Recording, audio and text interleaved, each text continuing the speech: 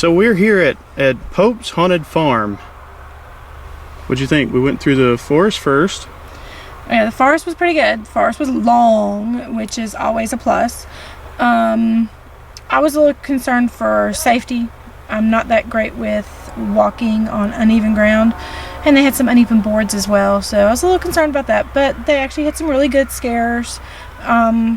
The characters are plain clothes, regular clothes, but a pull-on mask, maybe a few face painted, not much.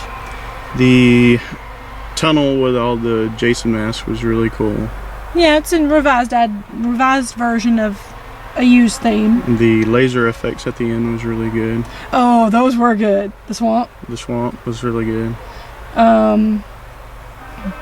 Overall, I do think that it was probably the best outdoor that we've been to. Mm-hmm. So as far as outdoor, it definitely was really good for the forest.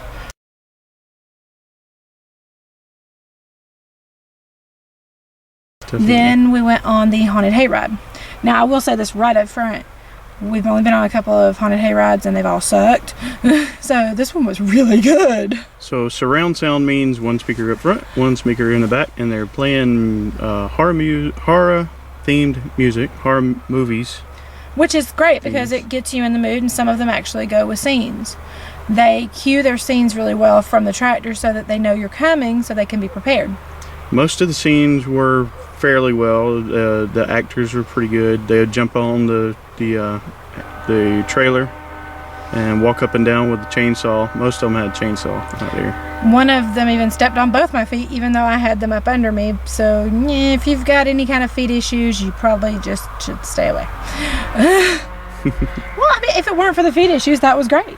You know, step on my feet and I'm going, ow, now I'm a little bit out of it. And so yeah, it was okay. It was great, except for that.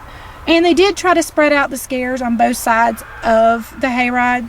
The scenes were set up, one on one side, one on the other. So they did try to spread it, although honestly, if you get on, go to the opposite side from where you got on, not a good idea.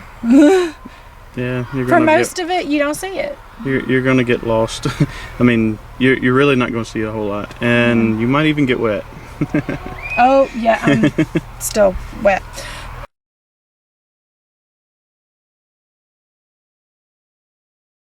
So then, okay, we go through the haunted barn. Okay, now they know how to do dark well. Dark, no problem. Dark maze, no problem. But it does feel like you walk forever to get to a scene that's very minimal. You know, if nothing else, you want to see the hearse in the front, the pimpin' hearse.